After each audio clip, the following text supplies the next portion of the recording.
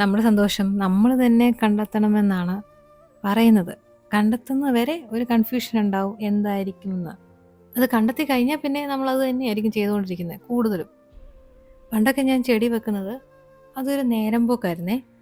ഇപ്പം അതെൻ്റെ ഒരു നിലനിൽപ്പ് തന്നെയാണ്. ഞാൻ പണ്ടൊക്കെ ചെടിയൊക്കെ വെക്കുമ്പോൾ അതിൻ്റെ പുറകെ നടക്കുമ്പോൾ ഉണ്ടല്ലോ എന്നെ എല്ലാവരും വഴക്ക് പറയും. എന്തിന് നാട്ടുകാർ വരെ എന്നെ കളിയാക്കിയിട്ടുണ്ട്. പുറമേ നിന്ന് നോക്കുന്നവർക്ക് എന്താണ് ചെയ്യുന്നത്? വെറുതെ ചെടി വെക്കുന്നു. പ്രത്യേകിച്ച് നമുക്ക് ബെനിഫിറ്റ് ഒന്നുമില്ല. പൈസയൊന്നും കിട്ടുന്നില്ലല്ലോ. അതാണ് മെയിൻ കാര്യം. ഞാൻ ഈ ചെയ്യുന്ന കാര്യം എനിക്ക് ഏറ്റവും എൻ്റെ ജീവിതത്തിൽ പ്രയോജനപ്പെട്ടത് എൻ്റെ അച്ഛൻ പോയി കഴിഞ്ഞാൽ. ആദ്യത്തെ കുറച്ചാഴ്ച വീട്ടിൽ തന്നെ ഇരുന്നു. വീടിൻ്റെ പുറത്തിറങ്ങാൻ കുറച്ച് പേടിയായിരുന്നു. ആ ഒരു സമയത്ത് എനിക്ക് എല്ലാത്തിനോടും മടുപ്പാണ്. എനിക്കൊന്നിനും ഇൻട്രസ്റ്റ് ഇല്ലാതിരിക്കുന്ന ഒരു സമയം.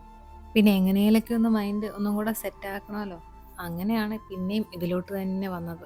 ഇവിടെ വന്നിട്ടും ഞാനിത് തന്നെയാണ് ചെയ്തുകൊണ്ടിരിക്കുന്നത്.